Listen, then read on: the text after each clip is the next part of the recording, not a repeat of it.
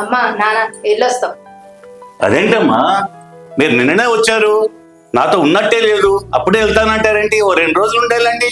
అన్నయ్య వదిన వెళ్ళొస్తాం. అదేంటి సంగీత అప్పుడే వెళ్తానంటున్నారు? మీరైనా చెప్పండి, వెళ్తానంటున్నారు. అదేంటమ్మా వచ్చి 2 రోజులు కాలేదు, అప్పుడే వెళ్తా అంటున్నారేంటి? ఇంకో 4 రోజులు ఉండి వెళ్ళండి. బావగారికి నేను ఫోన్ చేసి చెప్తాలే, అవసరమైతే నేను వచ్చి డ్రాప్ చేస్తాలే మిమ్మల్ని. ఈ మాత్రం రావడం ఎక్కువ అన్నయ్య. పెళ్ళైనాక మా ఇష్టాలు ఏముంటాయి?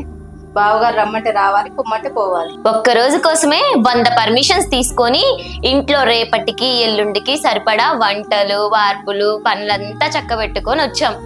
మళ్ళీ ఇక్కడ 2 రోజులు ఉన్నామనుకో, అక్కడికి వెళ్ళిన తర్వాత మా పనులు మేమే చేసుకోవాలి కదా. దీనికంటే వెళ్ళడమే బెస్ట్ అన్నా. వెళ్తానులే. మీ చిన్నప్పుడే బాగుండేది, నా కళ్ళ ముందు ఉండేవాళ్ళు.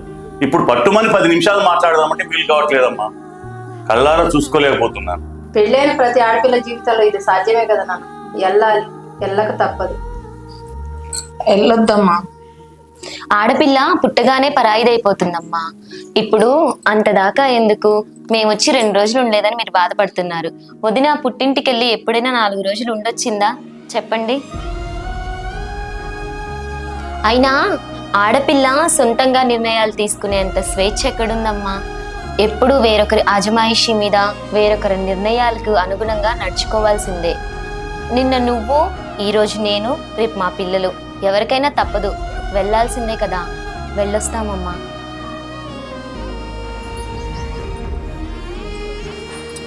అక్క వెళ్ళొస్తాను. చిన్నప్పుడు ఇద్దరం కలిసి ఇక్కడే ఆడుకునేవాళ్ళం. కొట్టుకున్నా తిట్టుకున్నా సాయంత్రం కల్లా ఇద్దరం ఒకటయ్యేవాళ్ళం. ఇప్పుడు నీ దారి నీది, నా దారి నాది అన్నట్టు పెళ్ళైపోయినాక ఎవరికి వాళ్ళే అయిపోయాం. మళ్ళీ ఎప్పుడు కలుసుకుంటామో ఏమో కూడా తెలియదురా. జాగ్రత్త అమ్మా, అప్పుడప్పుడు ఫోన్ చేస్తూ ఉండు.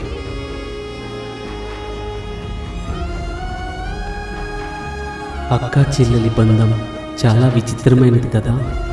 ఒకే చోట పుట్టి పెరిగి ఎనలేని ప్రేమ ఉన్నా ఎప్పటికైనా వేరుకాక తప్పదు. అయినా వాళ్ళు ఎక్కడున్నా మనుషులు దూరంగా ఉండొచ్చు, కానీ వాళ్ళ మనసులు ఒకే దగ్గర ఉంటాయి.